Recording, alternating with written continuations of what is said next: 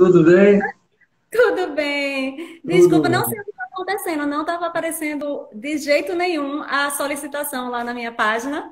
Quer É, dizer, no meu Instagram, a partir do seu Instagram. aham. Aí deixa eu te Então, explicar, Adriana. Eu estou fazendo uso de máscara, meu irmão também, porque nós não moramos juntos, né? Ele trabalha fora e tal, e ainda mais na área da construção civil. Então, todos os cuidados. Mas você viu que eu personalizei de van cultural, então eu sei. ficou bem legal. Agora uma recomendação depois da nossa entrevista, que como eu Ah, agora estou como seu convidado, é você salvar no teu IGTV. E aí depois você manda para mim, ou eu entro consigo depois capturar do seu. Boa noite, Alexandre, Adriana. Aqui é Alexandre, irmão do Paulo. Deixa eu te explicar. como... Você lá em Sim, cima, do teu lado superior direito, olhando de frente o celular, você tem um xizinho. Quando sim. acabar a entrevista, você clica nesse xizinho e aí Tá. o Instagram vai te perguntar: deseja salvar o vídeo? Você vai dizer sim. Salvar no IGTV? Sim. Aí vai te dar uma opção de você escolher uma capa para o vídeo, né? O que é a capa para o vídeo? É o teu rosto e o rosto do Paulo, você vê o que fica Certo. melhor. E você escreve para salvar rápido, não perder tempo, Divan. O que eu vou fazer Certo. depois? Eu consigo pescar esse vídeo do teu, é, e aí Sim. eu entro, edito, e aí coloco no canal do Divan do Cultural. João Natural. Foi assim que eu vi Combinado. os Pode outros deixar que eu editando. faço. Tá bom? O X está aparecendo aqui, então acho que vai ser tranquilo. Tá ótimo. Bom, antes de tudo, muito obrigado pela tua presença aqui nessa live do Divã Cultural. Prazer tê-la aqui. E abordando uma peça tão vitoriosa, né? Antes mesmo dessa pandemia, esse seu trabalho com um espetáculo imersivo do núcleo de teatro de imersão, chamado As Palavras da Nossa Casa, ele chegou a lotar a Casa das Rosas em São Paulo. Né? Quer dizer, a proposta de você é uma proposta que aproxima demais, literalmente, o público do espetáculo. Né? E agora, nesses tempos de pandemia, vocês estão com uma nova proposta também, de uma videoconferência. Eu queria que você explicasse um pouco para os nossos seguidores como eles podem partilhar dessa oportunidade de ver um trabalho tão belo como o de vocês. Então, é verdade. E primeiro, em primeiro lugar, é um prazer estar aqui, Paulo. Muito obrigada mesmo pelo convite. Esse espetáculo realmente fez uma temporada na Casa das Rosas no começo do ano, ficou de janeiro até março, veio a pandemia e a gente teve que Uhum. interromper a temporada. E a gente tinha, de fato, lotado todas as sessões, tinha fila de espera na porta. Na porta, né? E aí, e era um espetáculo imersivo, né? O público entrava na casa dos personagens, que era na Casa das Rosas, circulava pelo espaço em tempo real, enquanto os personagens circulavam, o público circulava também. E era um espetáculo de épocas, passava na década de 60. Veio a pandemia e a gente ficou, ai meu Deus, a gente queria tanto continuar a contar essa história Uhum. e não podia continuar a contar a história porque não podia estar lá, né? Presencialmente. Então, o que que a gente fez? A gente queria manter essa proposta imersiva do público estar no mesmo espaço que os personagens. E a gente queria também que o público tivesse essa sensação que ele tinha de que estava flagrando um momento da vida real. Uhum. Então, a gente decidiu transformar esse encontro da mãe com a filha, que a peça é uma visita que a sua mãe faz à filha, que ela não vê há muitos anos, que a mãe faz à filha. E a gente Uhum. resolveu fazer com que essa visita agora aconteça durante a pandemia, então Uhum. o espetáculo se passa nos tempos atuais, e através de videoconferência. E Ah, aí o público entra no mesmo espaço que os personagens, sendo levado por um personagem que é uma espécie de hacker uhum. e hackeia a conferência de uma família e o público fica assistindo como se fosse um Big Brother, só que a família É. não sabe que está sendo espiada. Naquele clima voyeur, né? Só Nesse acompanhando clima tudo. totalmente voyeur. Mas muito bacana essa. E quando que vocês tiveram essa ideia? Em que momento começou a pandemia? De quem partiu essa ideia de fazer essa readaptação do espetáculo para o universo online? Então, quando veio a pandemia, quando passou no segundo semestre já, veio um edital chamado Conexões Casa de Cultura. Uhum. E aí a gente, pô, poxa, por que que a gente não faz isso? E aí eu reescrevi o texto para atualizá-lo e fazer com que a visita acontecesse por videoconferência e trazer também para as questões da Covid para dentro do texto e etc. Então, mudei o texto todinho, mudei a ordem de várias coisas, tirei todos os contatos físicos, foram embora. E para que fosse apresentado nessa ocasião. E aí a gente fez essa primeira apresentação, ficou legal, a resposta foi boa. E aí a gente resolveu fazer uma temporada. Fizemos uma temporada. Depois dessa temporada, foram, acho que, 22 apresentações. Aí a gente resolveu fazer... Não, aí a gente foi chamado para a Virada Cultural, mesmo espetáculo. E agora a gente foi contemplado com esse mesmo espetáculo, uma nova temporada, pelo Programa de Ação Cultural, o PROAC, só que contando com recursos da Lei Aldir Blanc, né? E aí a gente consegue fazer agora uma temporada com ingressos gratuitos, todos gratuitos, vão ser 12 sessões, em 2 turnos, um à tarde, outro à noite. E essas começam na próxima semana, na segunda-feira, vai até o sábado. São sempre 2 sessões. Do dia 22 ao dia 27 de março, né? Exatamente. E aí a gente tem os ingressos gratuitos sendo distribuídos pelo Simpla e a gente pode fazer finalmente uma coisa que eu queria fazer fazia muito tempo, que é chamar colégio, chamar alunos de faculdade também. A partir do ensino médio, trazer essas pessoas que às vezes nem têm tanto, não são tão plateia de teatro normalmente, para conhecer essa experiência. Para conhecer essa experiência. E uma coisa muito bacana que eu soube que vocês fazem também é um debate após o espetáculo. Isso é muito legal. Que as pessoas emocionadas com o texto, né? Elas se identificando com a persona, né?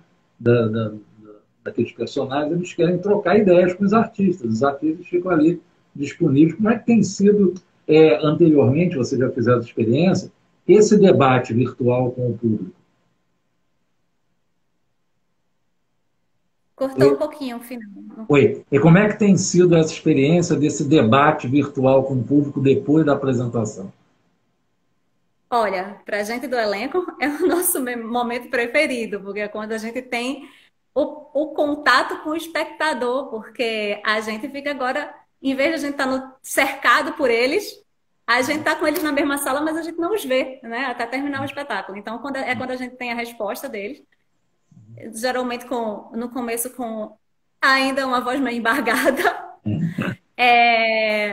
Mas é muito boa essa troca. Esse é um espetáculo que acaba despertando muita curiosidade dos espectadores pelo processo, como ele foi construído na versão presencial e por essa adaptação para a versão virtual, para essa sensação que eles têm de que estão flagrando o momento da vida real, que estão espiando uma videoconferência. Então, isso desperta muita curiosidade. E também porque os personagens realmente são personagens com que as pessoas se identificam muito.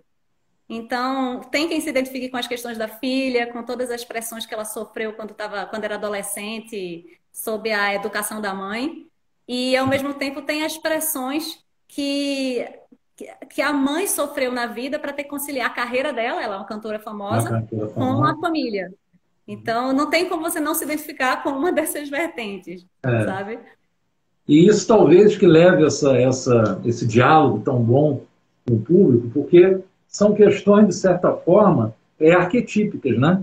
Você vê que todos, em qualquer lugar do mundo, já passaram por uma situação dessa, né? É a mãe se cobrando demais porque o trabalho toma um pouco daquele seu lugar materno com a filha achando que a mãe não está se dedicando tanto a ela porque talvez ela não consiga estar à altura daquela mãe, e a filha fica o tempo todo tentando competir com aquela persona materna. Então, são coisas que todas as famílias, né? Aliás, família é uma coisa boa, mas já nasceu problemática, né?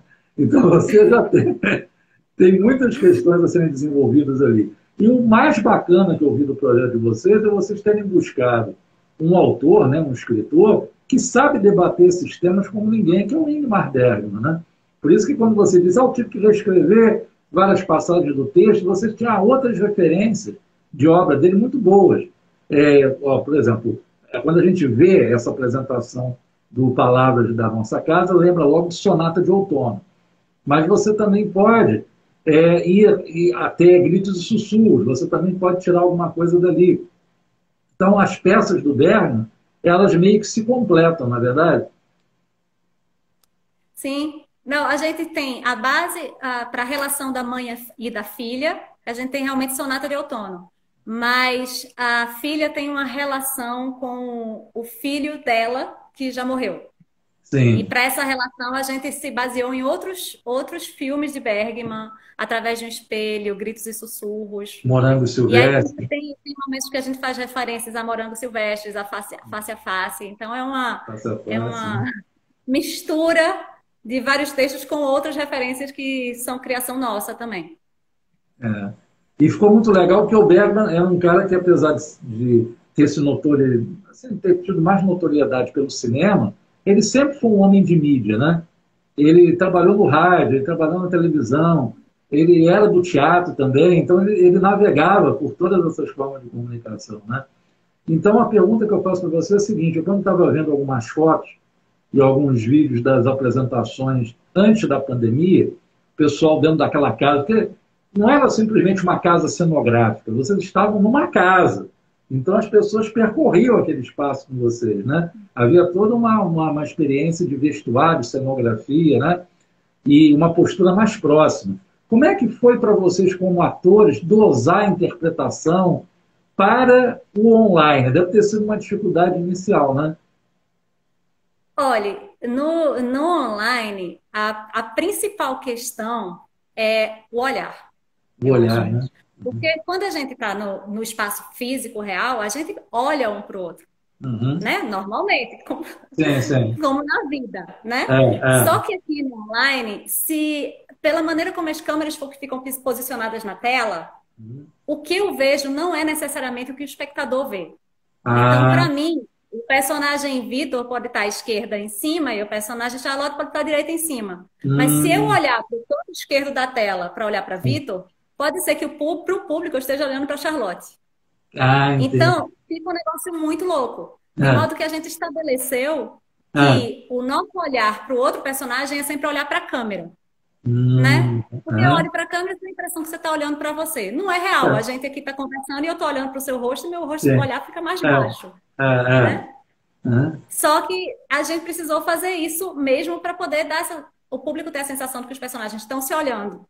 É verdade, é E é um verdade. pouco estranho, de fato, você atuar sem olhar para o ator que está contracenando com você. É, A gente precisou ensaiar bastante nessa nova versão. Como a gente já tinha também todo o tempo de ensaio para a versão presencial e mais o tempo do espetáculo presencial, a gente uhum, sabe o que o outro ator está fazendo, como ele está reagindo. Então a gente se baseia no som, no que a gente consegue ver de movimentação pela visão periférica sim, sim. e nesse estudo que a gente tem prévio, porque na hora mesmo a gente não olha diretamente para o outro ator. É, É muito louco. muito. E ainda mais tem outra coisa. É, Todos nós usamos óculos. Só que o reflexo do óculos atrapalha muito. Então, todos nós fazemos a peça sem óculos. sim, sim. De modo que a gente também, quando olha, não olha com tanta nitidez assim. Entendi, entendi. Ah, mas tem um lado de experimentação aí, de aventura, uma adrenalina muito gostosa, né? Porque cada espetáculo você está andando na corda bamba, né? Normalmente todo espetáculo é assim, né? Teatro, porque é ao vivo, É, é. você se prepara com Mas surpresa. esse mais ainda, né? Porque esse você está num terreno, o palco ainda é conhecido, esse é um terreno, né, muito Não, novo, né? essa a questão desse, por exemplo, no presencial, a gente tinha, por exemplo, as intervenções normais do público, às vezes as cadeiras ficavam espalhadas pelo espaço, né? Sim, E sim. aí parecia uma coisa aleatória. As cadeiras pareciam estar espalhadas de qualquer jeito, mas não é verdade. As cadeiras estavam num lugar específico, onde tinham que estar. Algumas viradas de frente, outras de costas, porque o público precisava mesmo, quando estava sentado, o público Sim, precisava se virar para ver a cena. E sim. não existia uma relação frontal. Mas às vezes Certo. as pessoas queriam sentar de casal e É. puxavam a cadeira bem para cima da nossa marca. Ai, cara. A gente Aham. estava lá, na nossa marca tinha uma cadeira, sabe? Sei. Nessa versão virtual, além dos elementos normais de repente, por exemplo, um espectador ligar a câmera dele, a gente tem um elemento conexão da internet. É. E um outro elemento, mudanças no Zoom. No começo da temporada, o Zoom se comportava de uma maneira, depois começou a se comportar de outra maneira que alterou bastante a encenação. Nossa, né? Porque antigamente quem estava no celular conseguia ver as três câmeras ao mesmo tempo. Agora, Sim. quando tem apenas duas pessoas, você só consegue ver uma pessoa de cada vez. Você perde a reação do outro, se você tiver no Caramba. celular. No computador, Uhum. não. Então, a Sei. gente teve que se adaptar a essas mudanças que aconteceram no Zoom durante o processo e também a eventuais perdas de conexão. Hum.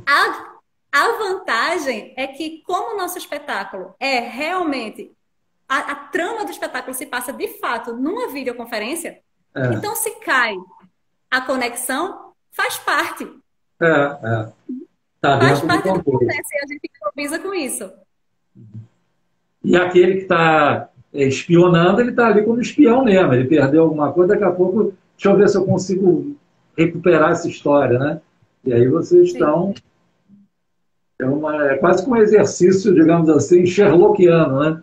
Vocês vão ali, o espectador vai investigando. Por exemplo, já aconteceu alguma vez de cair a conexão mesmo e vocês não conseguirem retomar?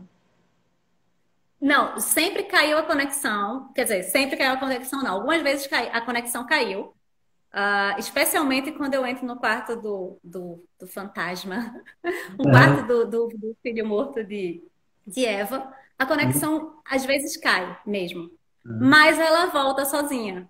E aí, Sim, nesse processo, a gente improvisa em cima disso, vai né? improvisar. Não aconteceu, acho que umas 3 vezes nas nossas 22 apresentações.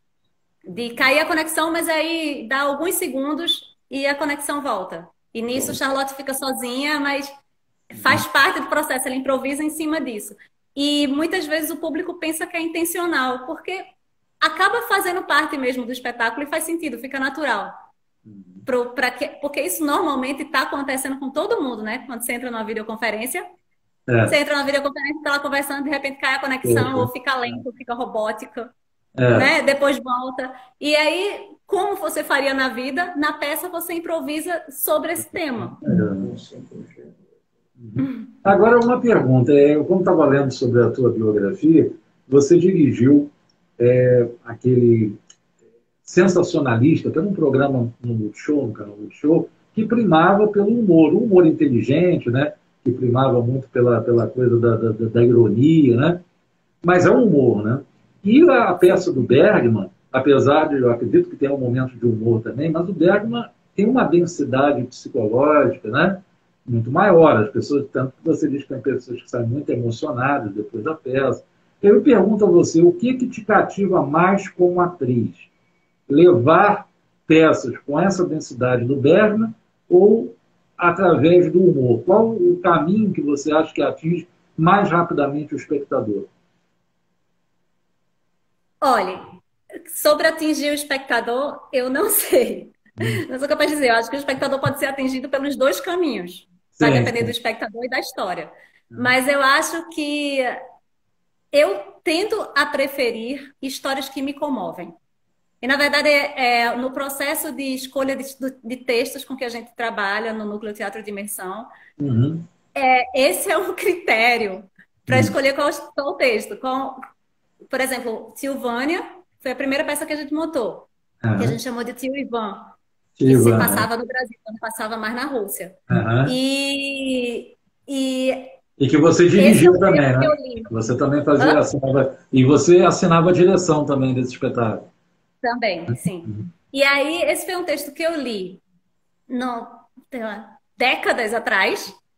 E mesmo todas as vezes, absolutamente todas as vezes que eu reli esse texto, eu fiquei comovida, sabe? Que texto incrível é esse que me comove na, sei lá, 20ª leitura, 30ª leitura, né? Então é uma história linda que eu queria contar. A mesma coisa foi com essa história de Sonata do Outono, que eu acho uma história, eu acho os conflitos extremamente ricos, eu acho que vale a pena discutir essa questão, sabe? Dessa relação com a mãe, com a filha, das cobranças que a mãe sofre, das pressões que a filha sofre, dessa relação com a perda também, Aham. sabe? E eu acho muito comovente. Então, quando é uma história, quando é uma história bem construída, com É. começo, meio e fim, sabe? Que agarra o espectador e leva o espectador até o final, sem que ele consiga desgrudar daquela história, Uhum. e isso me atrai, sabe? E é isso que eu gostaria, eu gostaria de continuar contando e a gente do núcleo tende a continuar contando, não só nessas histórias que já passaram, mas nas outras que vêm pela frente. E eu estive observando entre os autores que você representou, você teve muitos textos do Chekhov, né? Então, é um autor que você gosta de revisitar, né? Eu amo Chekhov. Eu amo Chekhov. Quando eu fiz primeiro As Três Irmãs, que eu adoro As Três Irmãs, gostaria de fazer de novo, mas o elenco é enorme. Inclusive, eu já tentei encontrar uma maneira de fazer aquele texto com menos atores. Juro, eu tentei. Uhum. Mas eu não consigo contar uma história tão boa com menos atores mesmo. Dá para reduzir alguns, mas não o suficiente para ser uma montagem de baixo custo. Uhum. E aí depois Silvânia, são os meus dois preferidos. Mas eu fiz a Gáfia também, que era um conto que foi adaptado em peça. E são os meus preferidos, essas duas peças. Eu gosto também da Gaivota e Jardim de Cerejeiras, as peças maiores de Chekhov eu gosto muito, mas principalmente As Três Irmãs e Silvânia. Uhum. Dos brasileiros, você fez O Beijo no Asfalto, né? Do Nelson Rodrigues. E que outros textos do Nelson também te seduzem? Olha, eu gosto muito da Falecida. Muito. Eu nunca montei a Falecida, eu fiz umas cenas da Falecida no grupo de estudos do Tapa, quando a gente estava estudando. É um grupo que estuda dramaturgos. Sim. E aí a gente estava estudando o Nelson Rodrigues, e a Falecida era um dos textos de que eu gostava muito, mas a gente só fez cenas, não chegou a montar o espetáculo, não. O Plínio Marcos, você fez, acho que Abajur Lilás, né? Abajur Lilás. Foi, também. Tudo isso faz tanto tempo. Foi em 98, 99.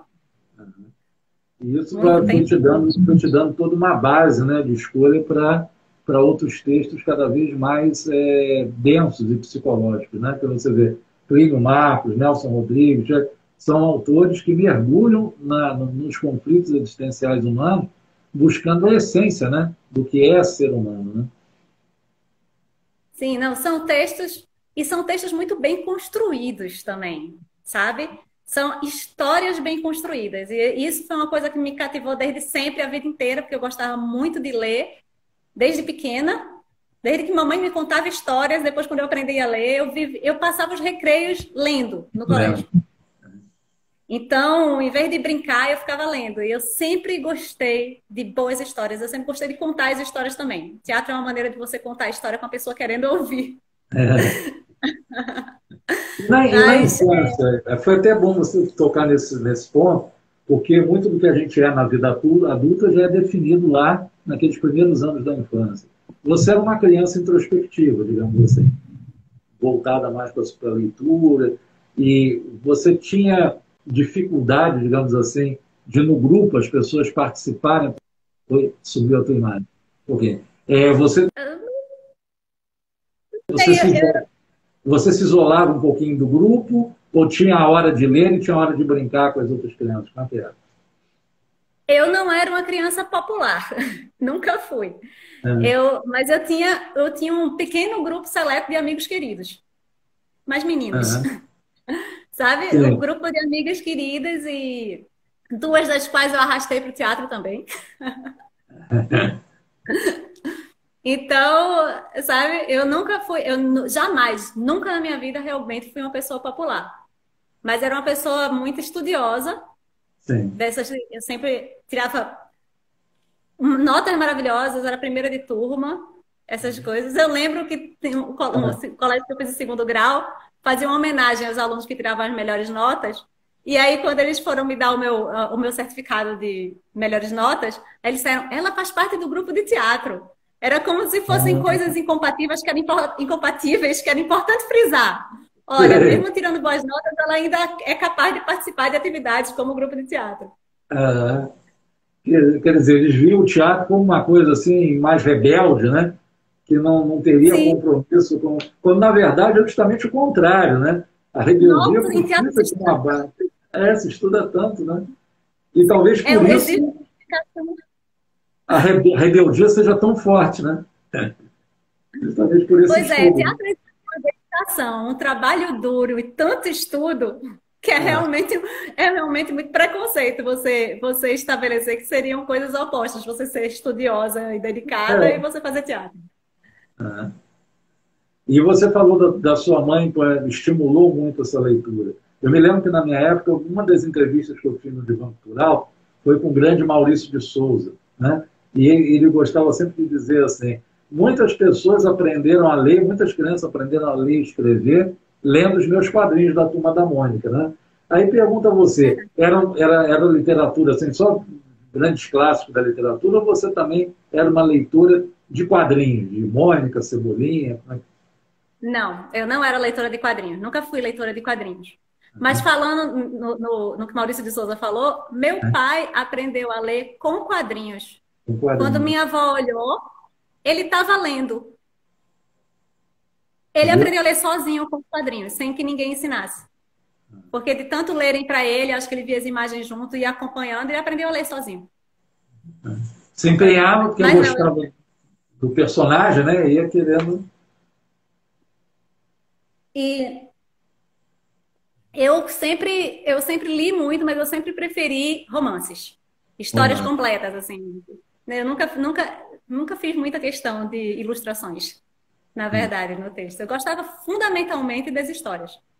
Mas eu acho lindo o trabalho de quadrinhos, sabe? É um trabalho muito mais cinematográfico, né, de Sim, sim. literatura. É um misto de literatura e cinema, É praticamente, o verdade. quadrinho. E não é à toa que tantos quadrinhos vêm sendo cada vez mais adaptados para o cinema, né? Tem histórias hoje em dia, em quadrinhos, que são verdadeiros storybirds, já quase preparados para serem levados para o cinema, né? Não, e quando eles pegam, por exemplo, fazem Sin City ou 300, que são Sensacional. filmes que são realmente os quadros do quadrinho, né? É. E Eles que fizeram revelam igualzinho, também grandes escritores, né? O Frank Miller é um escritor maravilhoso, só que ele escolheu a vertente dos quadrinhos, né? Mas são sim. histórias incríveis, né? Agora, pergunto a você, você nunca tentou arriscar escrever? Você tem livros publicados? Nunca. Nunca. Eu escrevia muito quando era novinha, assim, mas para mim, não era para os outros. Então, então, eu escrevia, mas nunca pensei em publicar, nem tenho nenhuma intenção disso, na verdade. Agora, Ah, quando eu chega tenho no feito teatro, você escreve o roteiro, né? De alguns. sim, até agora a gente trabalhou apenas com textos adaptados, e aí todas as adaptações não são adaptações pequenas, são adaptações bem grandes no Sim. processo. Até a gente nem chama de adaptação, é mais inspirado em. Que a gente Inspirante. E pega aí, aquela ideia e constrói uma outra coisa usando a aquilo como partir. inspiração. Aham. E Legal. aí essas adaptações eu tenho feito. Nessa última peça, As Palavras da Nossa Casa, o grosso da adaptação eu fiz, e Glauco Gel, que é um dos atores que também é cantor lírico, ele cuidou de toda a parte musical. Então, todas as referências musicais, a personagem é uma cantora lírica, ele que Uhum. trouxe. Ele que trouxe, né? Inclusive, E a uma música que eu canto na cena, ele que escolheu, dentro das minhas limitações como cantora, ele E que você escolheu. consegue conciliar, às vezes, experiências no teatro, no cinema? Porque eu estava vendo também, você é graduado em cinema, né? É professor universitário, quer dizer, você dá aulas também, tanto de teatro quanto de cinema? Sim. Eu não, quando eu trabalhei com cinema e TV, mais TV do que cinema, no final das contas, durante Sim. muitos anos. E aí eu vim, isso quando eu morava no Rio de Janeiro, daí eu vim morar em São Paulo e ainda trabalhei editando, já não mais dirigindo, mas editando vídeos. E Aham. aí, depois desse período, eu comecei a dar aula e aí eu pude voltar para teatro. Porque minha paixão de verdade, Paulo, é teatro. É o Eu teatro, né? amo teatro do fundo da minha alma. E dar aula me permitiu poder voltar a teatro, porque quando você está trabalhando com cinema e com televisão, a jornada é muito pesada. Você É, trabalha no set 12 horas por dia. Fora o tempo que você leva de deslocamento, que às vezes você está 2 horas de distância do set de filmagem. E aí você é a pessoa que mora mais distante, e aí você vai ser a última a ser deixada na van. sabe? Fora o tempo de deslocamento e fora que durante muitos anos eu fui assistente de direção, tanto em cinema quanto em Sim. televisão. E às vezes eu dizia, gente, se vocês tiverem alguma questão para me perguntar, para o resto da equipe que ficava na base, me telefona, não me manda e-mail, porque eu não conseguia chegar em-mail no set. Aí muitas pessoas ainda assim me mandavam e-mail, quando eu chegava em casa exausta, tendo 5 horas para dormir, para acordar no dia seguinte, você pega pela van para ir para a filmagem, tinha um monte de e-mails que eu ainda tinha que responder, sabe? Nossa, era uma Então, maratona, né? é uma maratona, é pesado mesmo. Com uma jornada desse tamanho, que você trabalha com audiovisual, você não consegue conciliar com teatro. Não dá, é impossível. Então, dando aula, eu consegui voltar para o teatro. Que legal. Eu queria agora falar de alguns. Eu estava vendo que você tirou alguns prêmios aqui. Por exemplo, em Gramado, melhor ficção do Gramado Cinevídeo, melhor experimental do Curta Amazônia, melhor curto experimental e melhor som no Fest Aruanda. Quais foram as temáticas que você abordou nesses curtas? Esse curta, 1h21, foi um único curta que circulou por vários festivais, foram dezenas de festivais e vários prêmios também. Foi um curta diferente, tratava de uma traição. Tratava, na verdade, era um assassinato que a gente ia descobrindo que era uma traição. E ele foi feito em fotografias. Inteiramente em fotografias. Eu levei 2 anos editando esse filme. Uau. Na época eu não tinha uma câmera em alta resolução, isso foi faz muitos anos. Sim. Faz 20 anos? Não, 15, não, 10 anos. Não lembro mais. Faz muitos anos. E a gente não tinha uma câmera de alta resolução, então a gente resolveu fazer em fotos. Sim, sim. O filme inteiro. E aí, depois eu fui tratando as fotos. É um filme que é preto e branco, com algumas partes, com alguns detalhes no meio do preto e branco que são coloridos. E ele conta uma história sem som direto, só com som pós-produzido, com todos os efeitos sonoros. Engraçado que as fotos seriam uma espécie de fotonovela, a sucessão de fotos, ela ganha movimento graças ao som. E a narrativa. Né? Foi muito engraçado. Então, foi um filme que circulou por aí, o pessoal gostou bastante. E tinha um subtítulo, né? Da Menina dos Olhos do Brasil, né? Isso, que era a produtora que fez o filme, que era a minha produtora. E assim, foi muito legal ter circulado com esse filme também pelos festivais, sabe? Festival de cinema é um negócio ótimo, porque você vai com o filme, tem um monte de gente passando outros filmes lá, com que você pode trocar, que você pode... Sabe? É muito... Foi um prazer, mas assim, se você me perguntar, você faria um filme com fotos de novo? Não. Nunca mais na minha vida. Eu levei 2 anos editando. Eu tive que tratar cada uma das fotos. Não tem noção, não. Eram milhares de fotos. Para tratar uma por uma, mudar a cor, apagar os fiozinhos, não sei o que, deixá-las... Eu lembro que tinha uma hora que eu tinha um ator que fazia um papel de um morto. Ele estava morto, aí ele disse, Adriana, eu tenho que prender a respiração. Eu disse, que é isso, Márcio? É até o rapaz que apresentava o Sensacionalista. Depois eu chamei ele para fazer o Sensacionalista. Eu disse, que é isso, Márcio? Não se preocupe, são fotos, pode respirar à vontade. Aí quando eu coloquei uma foto junto com a outra, a barriga dele subia e descia, subia e descia. Ai, gente, não acreditei. Eu tive que recortar a barriga dele de uma das fotos e colar a barriga todas as outras fotos, para não parecer que ele estava respirando. Caramba, que situação, né? Era esse nível de tratamento de foto que eu tinha que fazer. Então, não. Agora eu estou entendendo. Foi uma experiência muito boa para viver uma vez, né? Você não quer repetir, não, né? Interessante. Não sei. Uma coisa também que eu estava observando muito, Adriano, no papo que a gente teve anteriormente, é esse cuidado, por exemplo, na peça da época presencial, de que os elementos de cena fossem todos muito bem trabalhados. Por exemplo, se era um móvel de madeira, né? Mesmo ali, maneira trabalhada, não era uma coisa cenográfica simplesmente, né? Você me falou também trabalhar essa imersão das pessoas, pegando todo o universo sensorial dela. O olhar, o escutar, o olfato, né? Então você tinha, por exemplo, no próprio som, né, nessa peça que você está passando agora, As Palavras da Nossa Casa, de docinhos, coisas que eram preparadas e a pessoa já ia sentindo o aroma, né, da comida, né? Isso me lembrou muito aquele filme Como Água para Chocolate, na hora que você me falou isso, das sensações. Sim. Da onde veio esse cuidado tão especial, que eu acho que isso daí é fundamental para levar a pessoa cada vez mais a mergulhar com vocês nessa história? Então, o objetivo da gente, nos espetáculos no Núcleo Teatro da Imersão, é justamente esse, de fazer com que o público se sinta de verdade naquele ambiente ficcional, de verdade na casa dos personagens. E como na casa da gente, como agora aqui em casa, a gente tem os cheiros. Por exemplo, agora, nesse exato momento, está chovendo aqui. E o som de chuva está vindo lá de fora. Então, eu não queria, por exemplo, o tio Ivan tinha um momento em que chovia. Sim. E eu não queria que o som de chuva fosse uma caixinha de som de dentro da sala. Porque não faria sentido.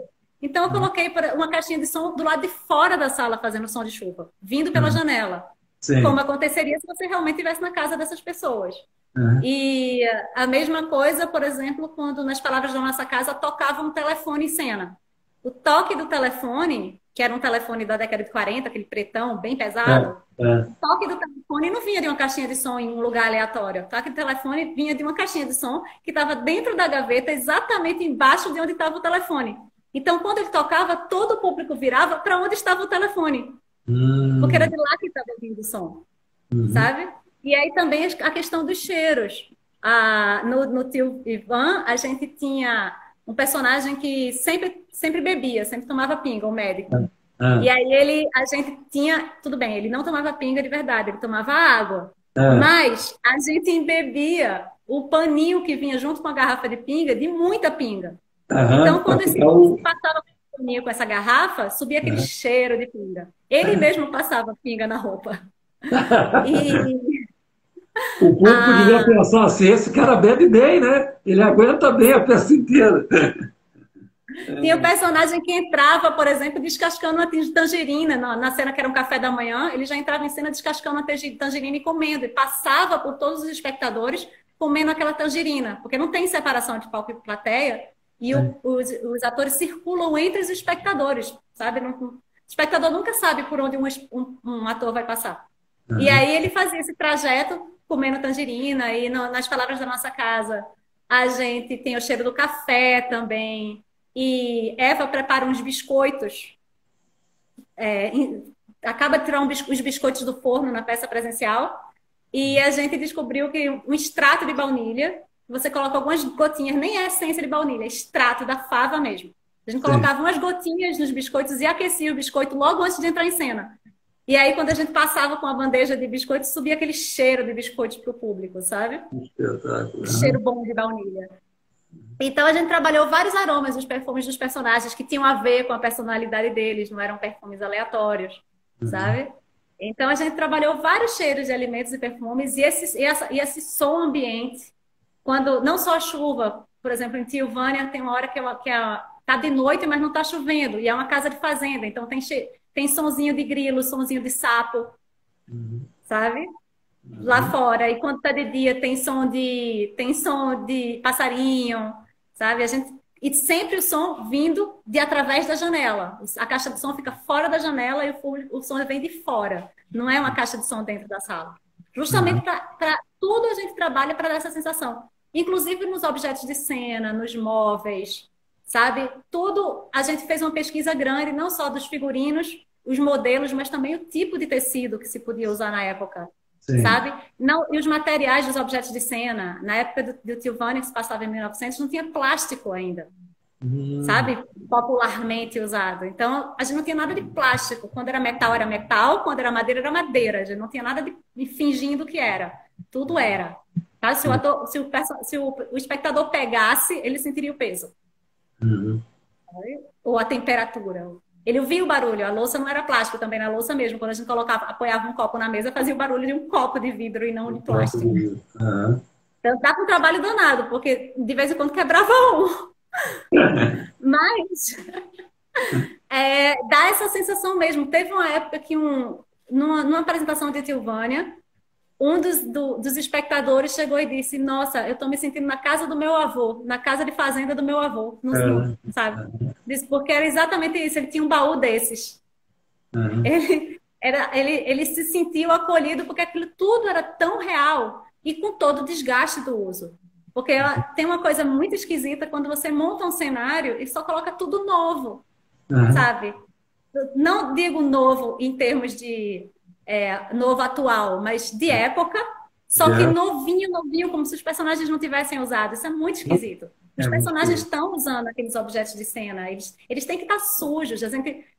Por exemplo, os castiçais da gente eram todos novos, mas a gente derramou um monte de pingo de vela sobre eles desde a primeira apresentação para parecer que eles estão sendo usados. Sabe? A gente desgastou uma série de coisas que eram meio novinhas para parecer que estavam em uso mesmo pelos personagens, para dar essa ideia de que pertence a eles e que está sendo usado. De humanização daqueles objetos. Os objetos não estão ali, eles se relacionaram de alguma maneira com a vida daquelas pessoas, né? Sim. E você vê a memória afetiva num instante, né? Você viu o caso desse espectador, né? A memória afetiva. E não era também só uma questão de precisão histórica, né? Por exemplo, dos figurinos. Os figurinos também, além de ter toda a precisão histórica, eram as roupas que eram usadas na época, os tecidos da época, tinham realmente uma relação com a personalidade dos personagens, com a classe social deles, sabe? Até com o estado de espírito deles em determinado momento. Porque o figurino vai mudando no Tio Ivan. O Tio Ivan se passa ao longo do tempo, acontece em 3 meses. Então, a cada mudança de ato você está um tempo diferente e você tem os personagens no estado de espírito diferente. E o figurino ajuda a contar também essa passagem de tempo. Agora, uma pergunta. O ator está inserido no mundo, por mais que ele goste de representar no teatro, ele tem a sua vida particular, os problemas familiares, né, amorosos. Já aconteceu alguma vez com você, ou os atores conversam sobre isso, de você ir para um espetáculo um dia em que você tem a necessidade, principalmente nesse imersivo, que você circula entre as pessoas estão tão próximas de você, e você está, tipo assim, nossa, eu queria estar num casulo hoje, eu não queria estar solta no mundo. E você ter que vencer essa resistência a sair do casulo? Olha, comigo não, eu não sei com os outros atores, mas comigo não. Tem uma coisa, às vezes quando você começa um espetáculo, dá uma certa libertação dos seus problemas da vida durante a cena, sabe? Sim, durante a cena, você está lá contando a história de outro personagem, você está vivendo essa história. Você está emprestando o seu corpo para esse personagem em função dessa história que você está contando. Então, durante esse tempo, realmente o foco é não só o personagem, no caso dos atores, os atores que são só os atores, mas só o personagem. Mas como eu também dirijo e produzo, sim. Então eu fico um pouco dividida entre o momento em que eu estou atuando e aquele momento em que estou organizando as coisas para a cena. Mas sempre é em função da peça, sabe? As questões pessoais, nesse momento, é porque a demanda é tão grande de você durante o espetáculo, mas tão grande mesmo, que não sobra espaço para as preocupações da vida. Sabe? Exige uma concentração, não só na cena, porque você está ainda mais cercado pelos espectadores, não tem as luzes da ribalta para proteger você. Sim, né? Quando você está no teatro, você tem aquelas luzes, viram uma espécie de espelho e você não vê ninguém, você está lá protegido na quarta parede, que é até uma quarta parede luminosa. Nesse espetáculo, eu costumo dizer que a gente tem uma espécie de quarta parede cilíndrica ao redor de nós, porque os espectadores estão por toda parte, mas que liga todos os atores uns com os outros, sabe? E você tem que ter uma super concentração para fingir que os espectadores não estão lá, sabe? Nesses espetáculos que eles são imersivos, mas não são interativos. Entendo. Sabe? A gente tem um próximo espetáculo que vai estrear quando a pandemia acabar presencialmente, chamado Ausências, que é também interativo. Mas todos esses até agora foram imersivos. O público tem a sensação de que está dentro daquele espaço, mas não interativos. O próximo vai ser, além do imersivo, o público vai ser convidado para a casa dos personagens, para uma festa que eles vão estar dando, mas vai ser interativo também, porque o público vai estar lá como convidado, como participante dessa festa. Esse espetáculo Ausências é baseado também em textos famosos, qual o autor que você, de repente, Ele é poderia... livre inspirado num conto de Jhumpa Lahiri. Uhum. É uma história bem bonita, mas assim, o conto ficou um pouco lá longe, e a gente pegou essa ideia desse casal, esse casal que tá meio afastado, tentando acertar os ponteiros. Aham. Interessante. E é mais ou menos o que aconteceu nessa época de pandemia, né? De repente, muitos casais, alguns se separaram e outros uniram ainda mais, né? Mas foi uma grande prova de fogo, né? Você é quase que um Big Brother diário. Você, de repente, tem que conviver 24 horas por dia numa posição de isolamento social, né? Isso Sim. também acho que É foi bom que você se dê bem, é bom que você se dê bem com seu consorte, porque você vai não ficar é? direto. Não dá para fugir, não dá para fugir. Agora, em relação a, por exemplo, esse Sonata de Outono do Bergman, né? Você tinha uma relação, você disse que a sua mãe foi muito importante nesse processo de você se aproximar da literatura, das artes. Já teve algum personagem que você representou, que a partir do personagem ele foi gerando uma inquietação dentro de você e fez com que você modificasse alguma relação familiar sua a partir do que você aprendeu com esse personagem? Não que eu tenha mudado a ação, mas eu talvez tenha mudado a perspectiva. E Sonata de Outono tem muito disso mesmo, e as palavras da nossa casa também, que é essa questão de você entender que a sua mãe não é só a sua mãe. Ela Ah, tinha toda uma vida como você tem, uhum. independentemente e desrelacionada com a questão da maternidade. Sim. Sabe? Seus próprios sonhos, seus próprios desejos e tudo isso, porque durante muito tempo você encara sua mãe como sua mãe, Aham. né? Ela é um ser, a mãe é uma espécie de ser que é só mãe, né? Depois que vira mãe. E a gente Sim. esquece que ela também é uma mulher, ela também tem desejos, ela também tem sonhos, ela também tem uma carreira, ela também tem uma série de coisas desvinculadas da questão da maternidade, Aham. né? E isso faz com Então, que os filhos, né, venham a perceber. Por exemplo, tem um filme muito bacana do Clint Eastwood, As Pontes de Madison. Você chegou a assistir esse filme do é Clint? lindo, É lindo esse filme, em que começa o filme, os filhos começam a descobrir quem era a mãe, a verdadeira personalidade daquela mulher fantástica, pelo diário dela, pelas memórias dela.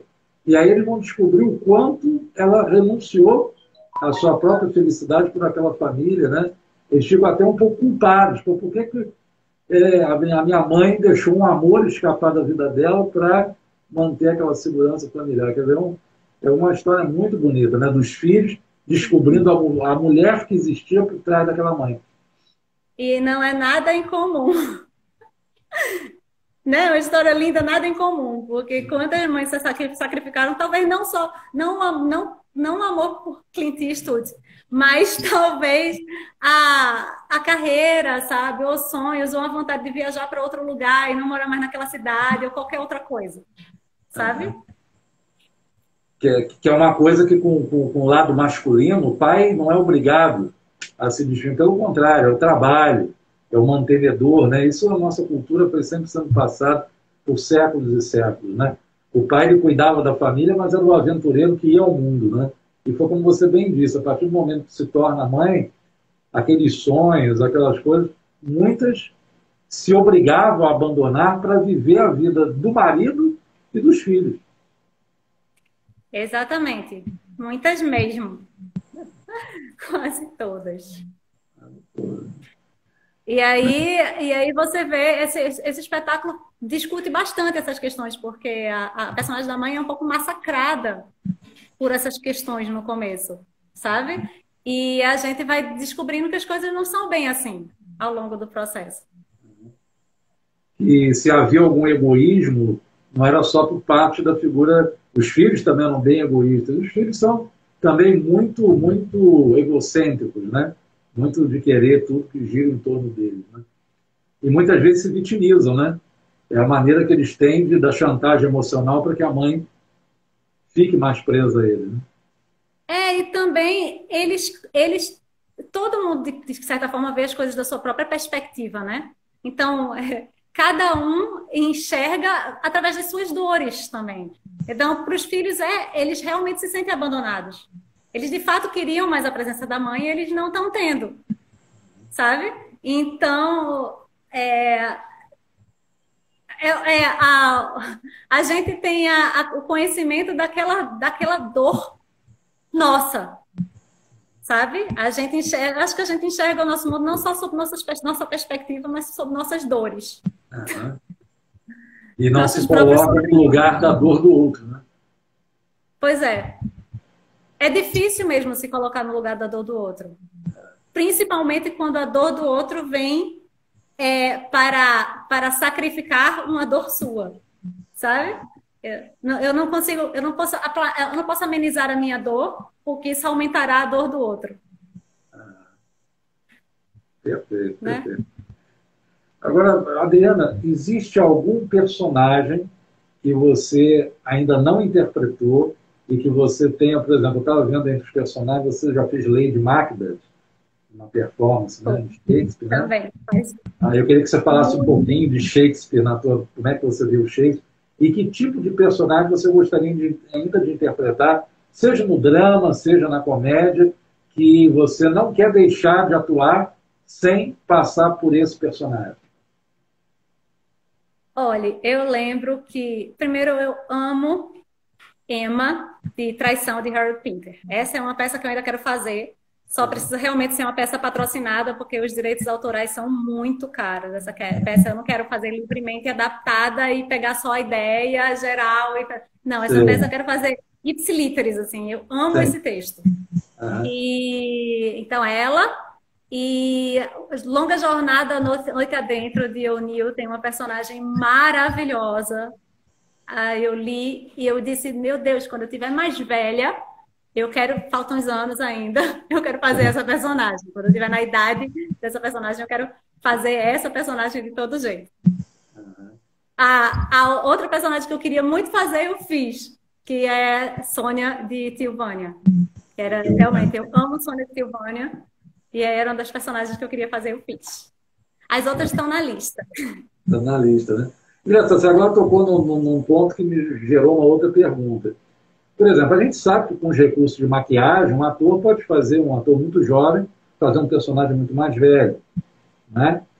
Mas você acredita, tal como alguns atores, grandes atores, que existem personagens que você deve aguardar o tempo passar por você chegar àquela idade do personagem, para você conseguir captar realmente a essência das suas alegrias e das suas dores? Eu não acho que você deve aguardar. Sim. Mas eu acho que se você montar ele mais novo e depois você montar ele mais velho, você vai descobrir muitas coisas diferentes. Sabe? Você vai enxergar aquele personagem de outra maneira, porque suas questões mudaram. Uma vez eu fui assistir um espetáculo do Povo em Pé. Sim. Era uma reunião, um grupo de espectadores e das atrizes sentados a uma mesa de café da manhã. E antes da conversa começar, era um espetáculo interativo, antes da conversa começar, eles passavam um papelzinho para você colocar sua idade e uma pergunta. Era só isso, sua idade e uma pergunta. Pergunta sobre o quê? Uma pergunta, eles disseram. Sim. E aí, quando eles terminaram o espetáculo todo, que era uma conversa sobre lembranças de infância, que os espectadores também participavam, eles tinham organizado aqueles papeizinhos todos em ordem de idade. E aí, quando eles começaram a ler as perguntas, dava a idade e a pergunta, como eles começaram a ler as perguntas, as lágrimas começaram a cair, eu fiquei em choque, porque as perguntas eram as mesmas, pessoas desconhecidas. Sim, e as perguntas eram as mesmas, dependendo da faixa etária.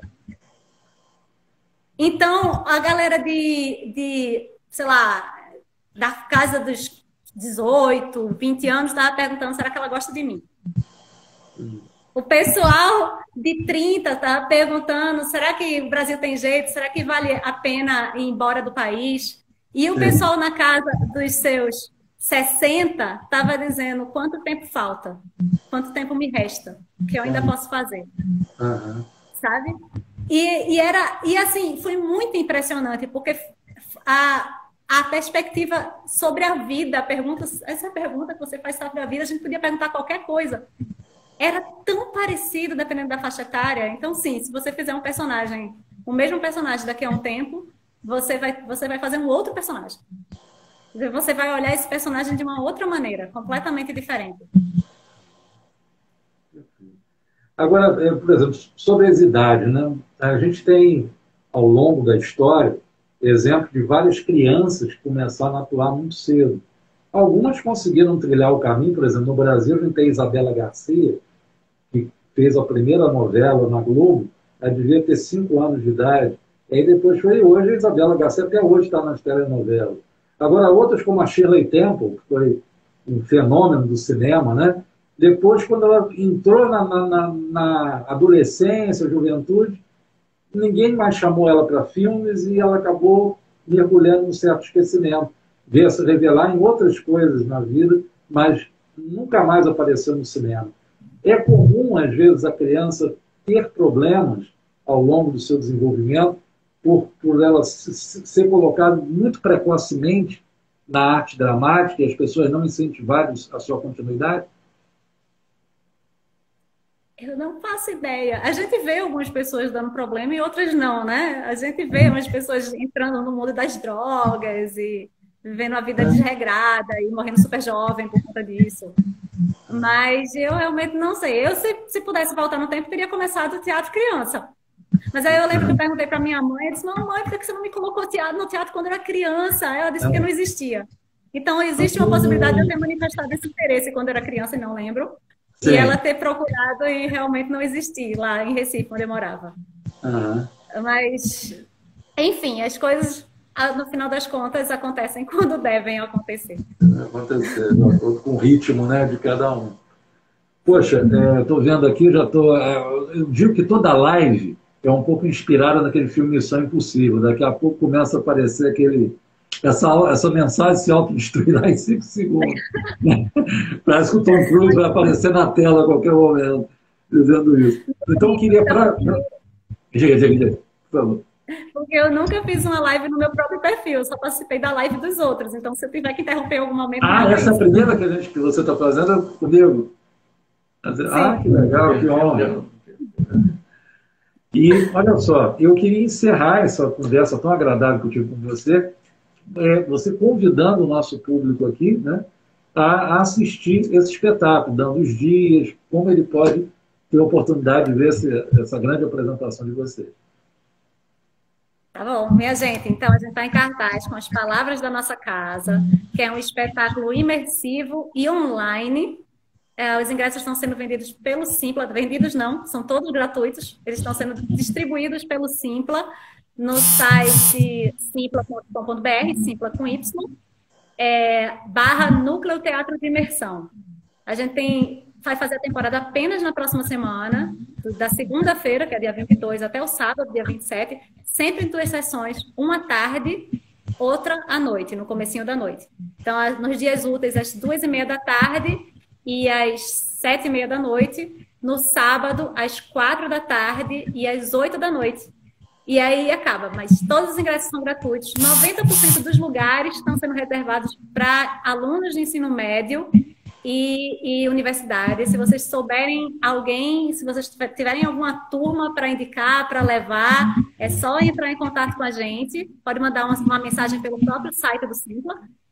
Ou então o nosso e-mail é nucleoteatrodeimersão@gmail.com. Só escrever para lá. E o resto dos ingressos, são 30 lugares, estão sendo reservados, estão sendo disponibilizados para o público em geral. Ok. E ausências, já tem uma previsão de quando teremos uma ausência? Ausências, ele vai existir primeiro em versão virtual, também interativa e também imersiva. Você é convidado para a conferência de para a confraternização de doutorado da minha personagem, Ana. E aí participa dessa conversa enquanto há uma espécie de discussão dessas 2 moças do casal. É um casal lésbico. E esse espetáculo deve estrear por volta de maio. Maio, né? E aí a gente espera poder acabar essa pandemia e estrear presencialmente. E aí ainda imersivo, interativo, mas agora presencial. Deus te ouça, Deus te ouça. E conte com a divulgação dele, vai ser um prazer divulgá-lo aqui no Espaço do Ivan Cultural. Obrigada, Paulo. Eu espero você na sessão. Então, estarei lá. Olha, muito sucesso, adorei essa conversa com você e vamos mantendo contato aí. Eu quero muito acompanhar toda a trajetória desse núcleo de teatro imersivo e toda a sua proposta teatral que é tão bonita. Obrigada, adorei também. Muito obrigada pelo convite. Tá. Ah, e só lembrando aqui, meu irmão está me lembrando aqui, de você salvar essa nossa conversa aqui, que ficou maravilhosa. Dá o X, mandar salvar. Tá bom. Combinado. Tchau. Obrigada. Tchau. Tchau.